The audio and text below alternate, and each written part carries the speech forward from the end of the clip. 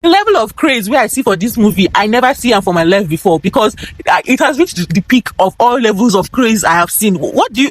I'm trying to understand. Is it Bobo that is mad, or his wife, or his sister, or his mother? Whose madness is even topping the chart? I don't even understand. So if you have watched Monica 2, you will understand why I am screaming right now, because I don't understand that Monica came back for part 2, and she came back to still be the family person, to still be the person carrying the weight of the family on her shoulders, to still be the person showing up. And the guts that Bobo had to even slap his sister. You slap, as in, the one you did in part 1 did not do. You came back to part 2, you still slapped her after she saved your business. Not even saved. After she helped your life and said something for you, because he didn't want your wife to keep insulting you. And she paid 600K for your wife's emergency surgery. What do you mean? What do you see? At that point, you owe me your life.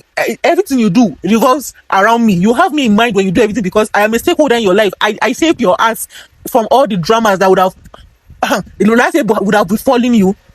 And I have never seen the height of manipulation and human gaslighting as I did see that with Monica's mother. That woman is evil. She's not human. I've not seen any mother behave like that. Possibly they exist, but I am trying to understand where, because I have not met an evil person like this. The height of human manipulation. I was waiting for the part where they would say that she's not Monica's mother. I'm waiting for the part where they would say that she did not give it to Monica. Maybe they exchanged her at the hospital. She was trying to hide it from her husband, and that was why she maltreated. You know, the typical Nigerian story, because it cannot be that somebody's mother would treat somebody like this. I mean, even somebody's stepmother, even somebody's auntie, even someone's wicked auntie, let's put it that way, should not treat a child as wicked as her mother treated her.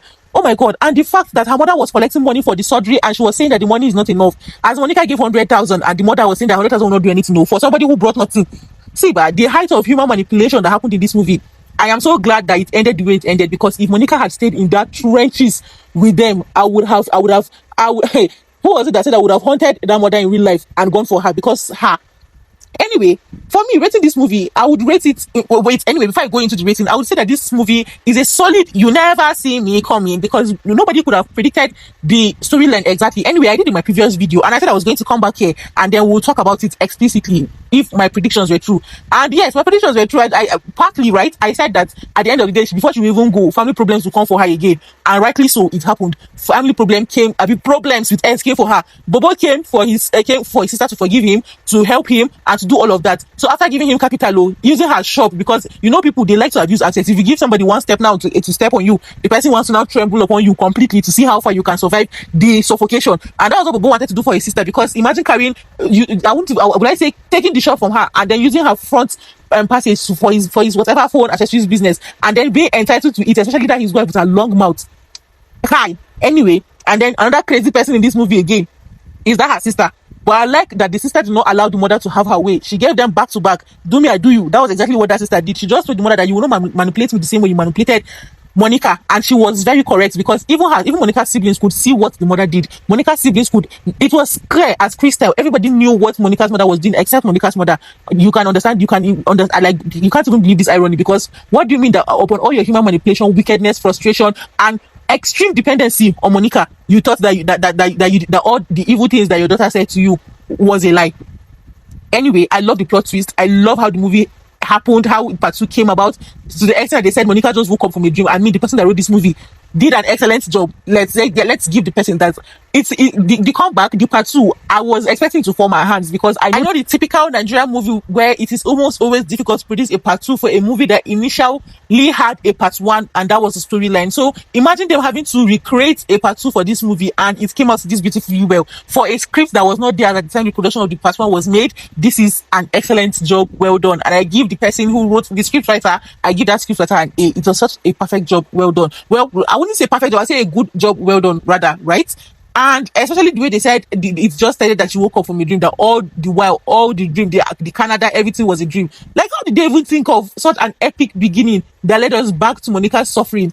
Anyway, I'm glad that she found love at the end, and this is to say that there's always light at the end of the tunnel. As long as you're in the tunnel, there is light at the end of it. You just have to look closely enough to see it.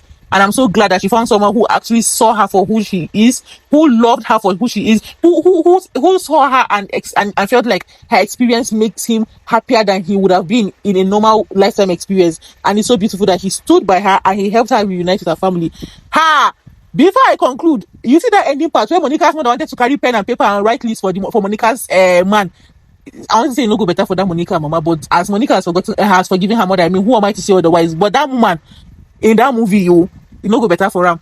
She even had the guts and the audacity to say that she always knew Monica would make her proud.